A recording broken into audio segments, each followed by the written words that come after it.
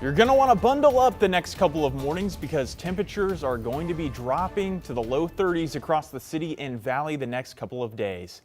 Thanks so much for joining us here at 11. I'm John Adams. Meteorologist Joe Ranieri has more on how cold things are going to get. Joe? Well, hey, John, good evening to you. We're going to be looking at overnight lows in the upper 20s to low 30s. This is what we saw earlier today. This is what the overnight lows were. PDX 33 degrees, but you traveled, like I told you last night, you traveled away from the city. You'll be looking at temperatures in the upper 20s, and that's exactly what we saw. There could be some areas of frost and some fog developing late tonight and early tomorrow morning. And again, tomorrow morning, we could be seeing temperatures right around the low 30s once again. That'll be the trend the next couple of days. Downtown Portland right now, starting to see some clear skies out there. The winds are light. The one thing we're not going to be seeing over the next few days is rain. In fact, there is not a drop of rain in the forecast between now and this early start of 2026. I'll talk more about that in details, but this is our weather story the next few days. This ridge of high pressure is going to be with us, bringing in a little bit of some sunshine, but with that ridge, we'll also see some low clouds kind of filter in a little bit here the next couple of days, and that's what we'll be seeing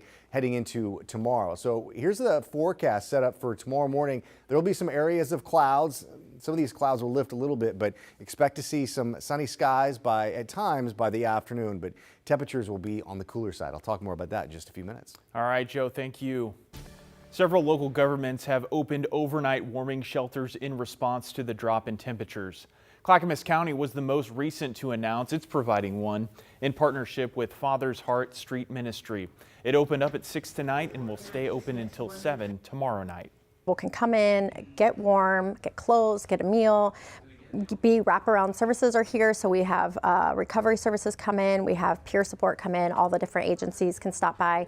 So it's another place to connect with people who might not come into the day center. That shelter is located near 12th Street in Washington and served by TriMet Route 32. Service pets are allowed on leash or in a carrier. In Clark County, the Counselor for the Homeless has opened its overnight warming center. It will be available tonight and tomorrow night at Living Hope Church in Vancouver. Monday through Wednesday during the day, there will be a daytime warming center at St. Paul's Lutheran Church. Longview, Washington also has an overnight shelter open tonight. It's located at the McClellan Arts Center off of Delaware Street. Further north in Washington, many families are still seeking stable housing after the state's initial relief funds ran dry. It follows historic levels of flooding in several counties. Haley Simonson says her 1-year-old celebrated his birthday in a hotel room after floodwaters devastated their home in Skagit County. It went all the way into the main level of the house, like a foot into the actual house. So like right now we've been going and cleaning up and all that stuff, but it's like not livable at all. Well, this also comes at a bad time for communities that rely on tourism. Right now it's supposed to be peak ski season, but flooding has restricted access to some towns. Snow in the forecast could make travel even more difficult to impossible, according to the National Weather Service. A man is dead after an officer-involved shooting in Vancouver overnight. The shooting happened at a home on Northeast 46th Street. Jake Holter has those details. Police say the man confronted 2 Vancouver officers with his firearm when they arrived on scene, prompting them both to shoot. Boom, boom, boom, boom, boom, boom, woke us up. A disturbance call turned deadly Saturday night in Vancouver. Police say officers responded to a report of a man outside a home on Northeast 46th Street pointing a gun at a woman inside. Police say at least 1 shot was fired before officers arrived.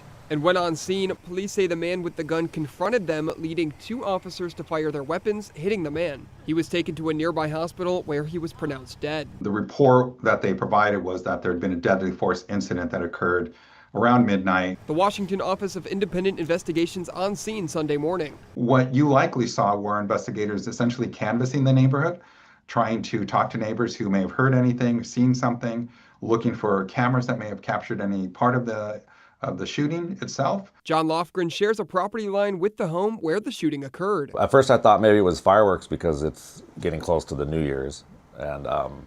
But then when my daughter woke up and she called 911 and she said she heard a lady screaming. Lofgren's lived here 3 years and says he is surprised something like this happened. Pretty shocking for this neighborhood.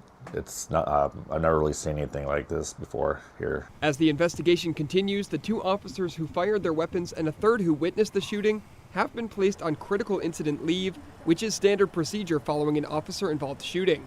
In the coming days, we will release the names of the involved officers. That usually takes a few days for confirming, who was involved exactly. And the medical examiner will eventually release the name of the person killed. Jake Holter, KGW News. Today, Hillsboro detectives have a suspect in custody as they investigate a homicide. It all started around 2:45 Saturday afternoon when officers were called to a home near Southeast 18th Avenue off TV Highway. There they found the body of a person in a car. Nearly 2 hours later, the police arrested the suspect during a traffic stop near Southeast Brookwood Avenue in Davis. The investigation is ongoing, and Hillsboro police are asking for witnesses to reach out.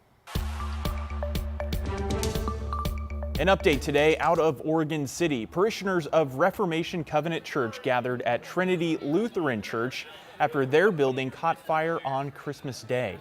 No one was hurt, but the fire caused extensive damage to the roof and interior of Reformation Covenant, keeping it closed in the meantime. The church's head pastor told us holding their service at Trinity Lutheran felt a bit like home. We had several churches in Oregon City reaching out almost immediately, even on Christmas Day. So we've been overwhelmed with gratitude from our brothers and sisters in the area, and it just so happened that the same church that we bought our building from 25 years ago was one of the first ones to reach out. The cause of the fire is still under investigation. The new year will bring several new laws to Oregon and Washington, impacting things like federal benefits to personal privacy. To find a comprehensive list, visit our website kgw.com. Tonight, we'll run through some of the more notable changes. Let's start with House Bill 3522. It allows property owners to get rid of squatters easier through a new type of eviction lawsuit. Landlords can now use the forcible entry and detainer process, which gets law enforcement involved. Previously, it took a lease violation to be able to use this type of lawsuit. Next is Senate Bill 605, which will impact your credit report. It blocks healthcare providers from telling consumer reporting agencies that you owe money for your care or how much. That means medical debt will no longer show up on your credit report. House Bill 2299 targets the non-consensual sharing of private photos. It will now include deepfake images created by artificial intelligence. Repeated violations can elevate the crime to a felony. Last one for Oregon, House Bill 3167, which requires ticket sellers like Ticketmaster to disclose all fees up front. It also makes illegal speculative ticketing, where third-party sellers list tickets they don't actually own. Now to Washington. One of the biggest shifts involves impaired driving. A new law extends the DUI look-back period from 10 to 15 years, making it easier for repeat offenders to face felony charges and tougher penalties. Another major change affects families receiving child support. Starting next year, the state will pass along all child support payments to families on the Federal Temporary Assistance for Needy Families program, instead of keeping a portion. And for workers, expanded protections are coming for victims of hate crimes, guaranteeing access to leave and safety accommodations. Time to talk travel. Over the last few weeks of the year, AAA projects about 122 million Americans will travel 50 miles or more. That includes 1.7 million Oregonians. Many of them are opting to fly. The agency reports it's going to be a record year for air travel, with 163,000 Oregonians boarding planes. Today is considered the second most congested air travel day of the holiday season. We stopped by PDX this morning to talk to travelers about their experience. A bit congested. We had to change gates last minute, so that was a bit odd and a bit rushed. Christmas Eve was wild. It was really, really busy, like super, super busy, and it was windy, but today was nice and smooth. AAA says this year's travel volume is up 2.2% over 2024, surpassing last year's record of just under 120 million travelers.